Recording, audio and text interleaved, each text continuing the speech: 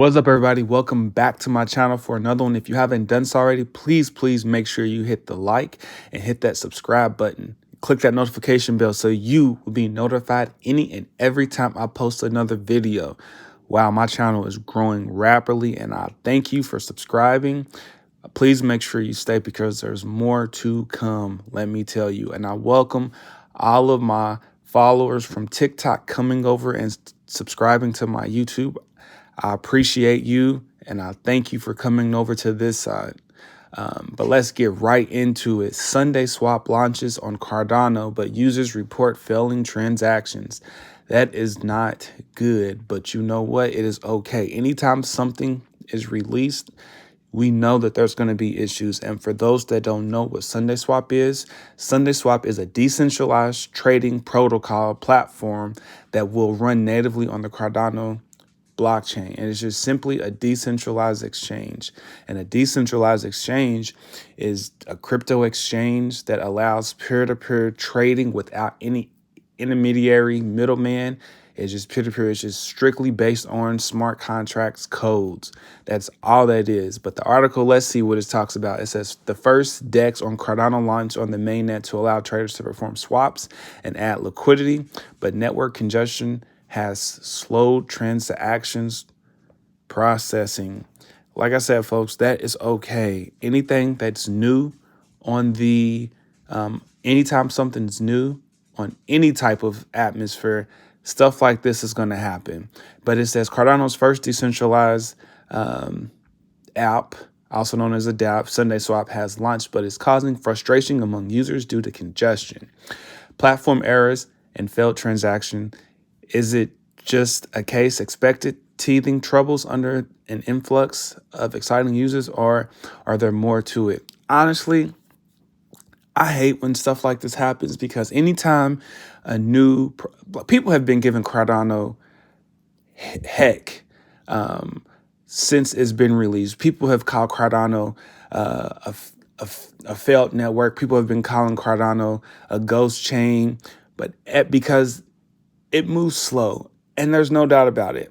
Everybody who helps develop Cardano, it moves slow, and I'm not talking about transaction speed because here shortly there's going to be an upgrade called Hydra, which is going to allow the Cardano blockchain to go up to a million transactions per second. So we're not talking about that type of slow, but the slow that we're talking about is that it's the first ever one of its kind peer-reviewed blockchain. And what that means is instead of taking the approach of what Ethereum does, they take the approach of we're going to toss the idea out there. We're going to review it for a few weeks, maybe a month, or maybe a year. And if everything runs smoothly like it's supposed to do after it being peer-reviewed and backed by research, then that's when we will release it. That's when they will release it. Sometimes it can get annoying, but you know what? When I think about it versus Ethereum, I'd rather them take their time versus just throwing other projects out there and then winging it like Ethereum does. Like I have nothing against Ethereum. It's just that the fact that when we see how the staking mechanism works on Cardano versus Ethereum, you can tell literally which blockchain took their time, because with Ethereum's proof of stake, and proof of staking is when you delegate your said assets to that particular blockchain to validate it, and in returns you get rewards for securing that blockchain. Well, when it comes to Ethereum, there's no market for ETH 2.0. You have to transfer your ETH 1.0 to ETH 2.0 to consider staking and have a third party lock up your assets. Well, when it comes to Cardano, you don't have to do that. You are in control of your Cardano as long as you have it in a wallet that allows you to do staking. You can move your Cardano in and out willingly without any issues. So that's what I'm talking about when it comes to peer review. It may take some time, but when it works, it works. Versus Ethereum, oh, there's bugs, stuff like that. But when it comes to this Sundae Swap decentralized exchange, people were a little annoyed by it, but that's okay. This technology is new. This innovation is new. Bugs are going to happen. That's why the Cardano team is absolutely amazing when it comes to this particular issue at hand. But the article talks about how the price of Cardano, first, the decentralized exchange launched on Thursday, which was a milestone in itself. But the price of Cardano climbed over 50% over the past week leading up to the launch. But then after the launch, the price of ADA dropped drastically. I now believe it's $1.23, but there's probably some other FUD going on when it comes to Bitcoin, because when Bitcoin's up, every other coin is up. When Bitcoin's down, no matter what upgrade a company's blockchain is doing, the price is going to fall. But here's a tweet from Sundae Swap Lab saying Sundae Swap is now live. It's telling everybody to head over to exchange.sundaeswap.finance to swap tokens, deposit liquidity, and enjoy. What most people don't understand is Cardano's native asset, ADA, named after Ada Lovelace, is an asset that is underrated.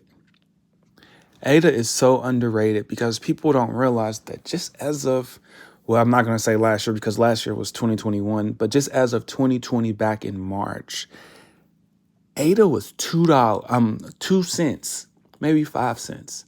That following year, it jumped to nearly $3.10.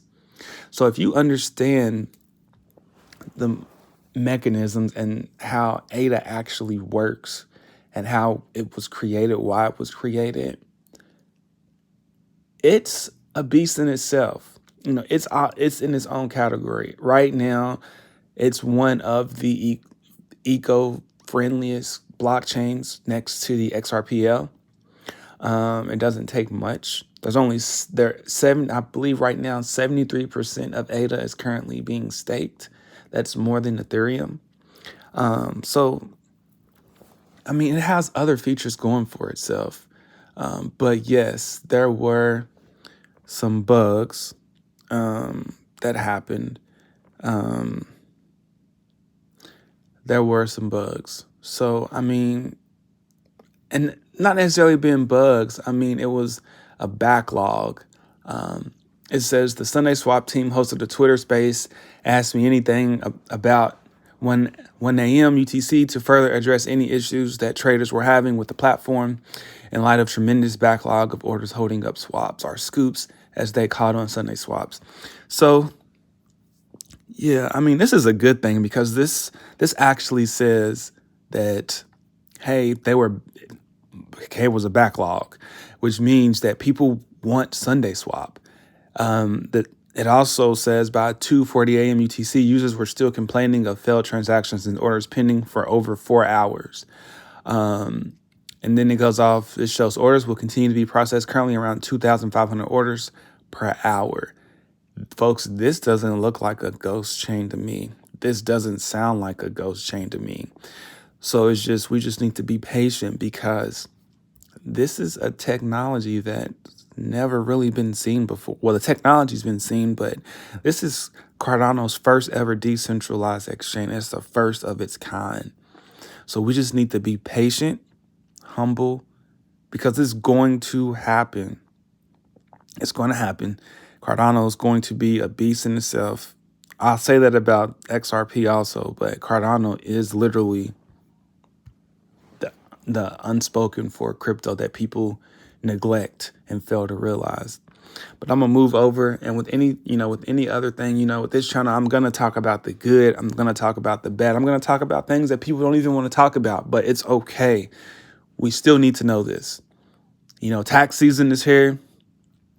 So I highly encourage you and everyone, and I'm looking into it myself, but this market is growing and people don't want to get into this market unless they know how taxing is going to be. So crypto taxation could deter investors, says Thai ruling party MP. I solely agree with this. I solely believe in this because if you have someone that wants to spend over $2 million, and let's just say $1 billion, and they want to invest into a particular crypto, I don't have $2 billion or $2 million. I'm not saying it's me. But the point is, if somebody wants to do that and they don't know and they don't have crypto clarity or crypto regulation in their country, there is going to be a big issue. And I say it's going to be a big issue only simply because they don't want to be taxed an arm and a leg if they don't know what the taxes are going to be. Some governments, and I'm not going to say the name, like to actually play government and actually give you the rules as it's happening instead of actually writing it in stone. I'm not going to say any names, but I'm just going to tell you a case, the Ripple versus SEC lawsuit. The SEC is actually making up its rules as they play the game instead of actually having them set in stone, because every time that they try to say something, they find themselves being backed up against a wall that they cannot win. But how does that work with the government? Well, I'm going to tell you how that works with the government, because if there's no rules on tax, but then you have to pay on taxes, then that's not telling the big investors and the big money what to do, what's clear, what can be taxed, what cannot be taxed. I see it all the time. I hear it all the time when it comes to crypto taxation. And I firmly believe that everybody needs to come together, whether or not they like each other or not. They have a person from each party across the world, and create this whole new group called the Intergalactic Taxation Crypto Group. I don't know. It's just something that they need to have one person from every party get together and be like, this is what we need to do. And you're going to say, yeah, but don't we have something like this? We do, but nothing's happening. You still got people fighting from all over the world, trying to figure out how to tax people with crypto, whether or not it's a small amount, whether or not it's a large amount. Just last year, our president, are the parties of the U.S. government was trying to tax people who send and receive crypto to an external wallet, and try to tax people on that. Well, if you ask me, that's just like taking $1 out of my wallet and putting it in another wallet. You can't tax that. You can't tax that. And it's just a lot of things. But I digress. We're going to see what this talks about. Thailand's Committee on Monetary Affairs, Finance, Financial Institutions, and Financial Market conducted a virtual meeting to discuss various aspects of crypto taxation. The ruling party, MP Wantana Wongpasi, posted a summary of the decision on her Facebook page. Okay, so yeah, this pretty much talks about what I'm talking about. It's just how crypto taxation is a hot topic in Thailand and everywhere else. It's just, why would a big institution come in if there's no if there's no clarity, if there's no taxation? But I mean, I do know, based off this article, that crypto taxation is a hot topic, not just in Thailand, but in everywhere else. In Thailand, here it says, especially the government proposed a 15% tax on crypto gains. It doesn't say whether or not that's long-term or short-term. But when it comes to that, I mean, I'm not a financial advisor. I'm not a financier of anything. I'm just a content creator, just trying to tell you what's going on and give you the information and help you connect the dots when there's no dots that are connected. But I will say that crypto is finally being talked about. It's finally roaming around. We are in the early phases of the the innovator phase. So there's nothing new behind that. We are there. We're waiting for crypto clarity and crypto regulation, because once crypto clarity and once crypto regulation is here, it is on and popping, let me tell you. Well, that's all I got to say about that. I can talk about crypto taxation and other parties for a while. But something that I actually saw that I actually missed, and I saw this yesterday and I wanted to talk about it today. Something really neat. We all know NFTs are non-fungible tokens, right? Non-fungible tokens can be a physical asset that is then uploaded to a specific blockchain and be created into an NFT. But what makes it rare is if somebody makes something, or if there's only one, or if it's one of a kind, and they completely dismantle that physical intangible asset and make it digital and make it intangible. That's what an NFT really is. You can make anything into an NFT. You can make music into an NFT. You can make a clay work into an NFT. You could pretty much make a photo into an NFT. You can make anything into an NFT. That's what's so crazy about this world. And so how we're going digital and how we're moving fast. But this stood out to me. And this says here on Ripple's Twitter, in case you missed it, hashtag ICYMI. I didn't even know what that meant for a while. I feel so dumb. And I'm a millennial, folks. That's crazy. It says, we're excited to bring our proposal for NFT capabilities to life on NFT DevNet. Devs can now test building NFT apps and use case in beta environment. And you know what? This is absolutely insane. I know back in May, the RippleX team invited the developer community, to provide feedback on how to enhance NFTs. And since then, NFTs have been blowing up on not just the XRP ledger, but on other blockchains, folks. I'm telling you, NFTs are not going anywhere. I just talked about NFTs on my TikTok, and my TikTok is TV with Trey. It is the same username as it is on Twitter. It's the same username that it is on YouTube right here, folks. I'm telling you, I condense a lot of information down to 60 seconds. And I believe you will like it. Well, I know you will like it. So head over there and subscribe to that also. But the fact that the XRP ledger is also taking part in NFTs, can you imagine how bullish this is? Because they're already doing carbon credit solutions. They're also talking about carbon NFTs. Like, this is going to be insane. And I just needed to let you know that this is amazing. This is going to be bullish. This is actually bullish for the XRP ledger. And I know I talk about the Ripple versus SEC lawsuit all the time. So I figured I wanted to say something else, because NFTs are booming. There's no way around it. NFTs are booming. There's no way we can stop it. Facebook announced NFT marketplace and how users are able to integrate NFTs on Instagram and Facebook for their profiles, and then they're going to be able to mint collectibles there also. And they say it's not official until it's on Facebook. So I guess NFTs are officially official, if that makes sense. But that's all I gotta say. That's it for me. I thought that was pretty neat that NFTs will be on the XRP ledger, or the NFTs are on the XRP ledger, and then there's actually going to be NFT apps. And there's going to be a lot of use case. I'm telling you, folks, XRP will be one of the ultimate currencies. And if you didn't know, Google what is a bridge currency and tell me what pops up in the comments below. All right, folks, that'll do it for me. If you stayed this long, please make sure you hit the like and the subscribe button and click that notification bell. As always, stay focused, stay locked in. My position's very clear. XRP is not a security. There's 2 votes. Let me try. Do you see IMF holding crypto assets in the future? Oh,